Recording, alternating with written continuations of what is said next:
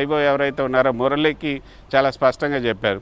ఆయన బీసీ, నేను బీసీ, నన్ను నా జీవితాన్ని నాశనం చేస్తారనే ఉద్దేశంతోనే నేను ఆ విధంగా వాళ్ళు తయారు చేసినటువంటి డాక్యుమెంట్స్ మీద, వాళ్ళు తయారు చేసిన ఛార్జ్షీట్ మీద, వాళ్ళు తయారు చేసిన ఎఫ్ఐఆర్ వీటన్నిటి మీద కూడా నేను సంతకాలు చేయాల్సి వచ్చిందని చెప్పి మురళి చెప్పాడు అన్నట్లుగా చెప్పడం జరిగింది. సో మురళికి ఇప్పుడు ప్రజెంట్ ఐఓ మురళికి అప్పటి ఐఓ ఎవరైతే ఉన్నారో రాజు ఇచ్చినటువంటి వాంగ్మూలం ప్రకారంగా చూస్తే అవినాష్ రెడ్డి మొత్తంగా కింగ్ పిన్గా ఉన్నారు. అవినాష్ రెడ్డి యాక్షన్లోనే వీళ్ళిద్దరూ కూడా పనిచేశారు అన్నది చాలా స్పష్టంగా అర్థమైంది.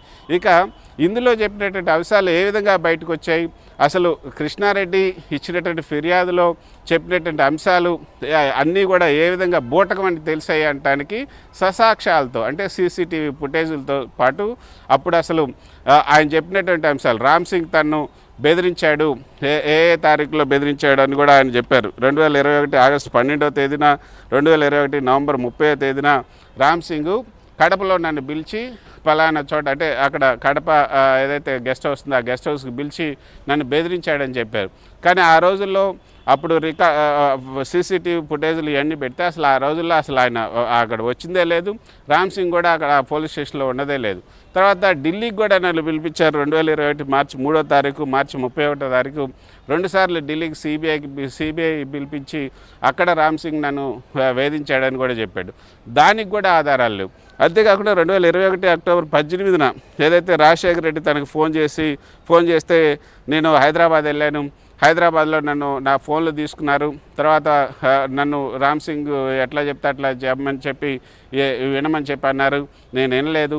తర్వాత నేను వాళ్ళ మిస్సెస్ ఎవరైతే ఉన్నారో వివేకానంద రెడ్డి మిస్సెస్ దగ్గరికి వెళ్తే ఆమె తన కారు ఇచ్చి తన్ని కడపకు పంపించారని కూడా చెప్పారు. కానీ అవన్నీ కూడా కట్టుకథలే అని కూడా తెలిసిపోయింది.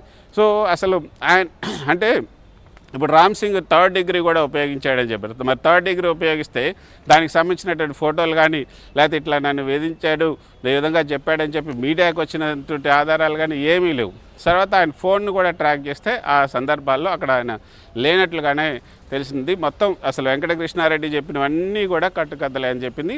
తర్వాత 22 మంది సాక్షులు ఎవరైతే ఉన్నారో ఈ కేసులో, ఆ 22 మందిలో వినీలా అని ఒక ఫింగర్ ప్రింట్స్కి సంబంధించినటువంటి వింగ్కి సంబంధించినటువంటి LW6 వినీలా, సొక్కం వినీలా, ఆమె చెప్పినటువంటి సాక్ష్యం కనుక చూస్తే ఆమె ఈ యొక్క మురళి ప్రజెంట్ ఐఓ ఎవరైతే ఉన్నారో మురళి ఆయనకి ఇచ్చినటువంటి వాగ్మూలంలో చాలా ఇంకా కొంత ఆశ్చర్యకరమైన విషయాలు చెప్పింది. ఏంటి అదంటే, ఇది డిసెంబర్ 15, 2023 ఈ కేసు నమోదైంది.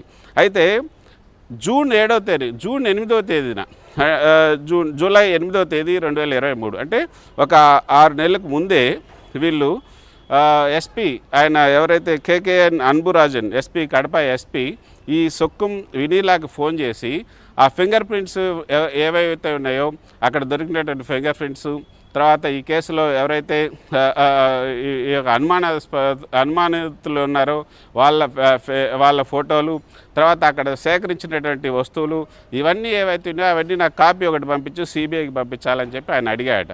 తర్వాత ఆ మరుసటి రోజే వాళ్ళ పిఏ ఫోన్ చేసి, అన్బురాజన్ ఎస్పీ పిఏ ఫోన్ చేసి, ఈ రాజేశ్వర్ రెడ్డి మీ ఆఫీస్కి వస్తారు, ఆయన అడిగినవన్నీ కూడా మీరు చూపించండి అని కూడా ఆయనకి చెప్పినట్లుగా చెప్పారు. అంటే ఒక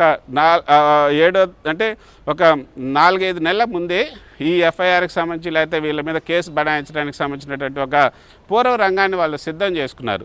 సో రాజేశ్వర రెడ్డి పోయాడు, అక్కడ దానికి సంబంధించినటువంటి కాపీలన్నీ కూడా తయారు చేశారు. సో ఏ విధంగా మనం ఎఫ్ఐఆర్ తయారు చేయొచ్చు, ఏ విధంగా వీళ్ళు నిరికించవచ్చు అనడానికి కూడా వాళ్ళు పూర్వ రంగం సిద్ధం చేసుకున్నారు. సో మొత్తం 22 మందిని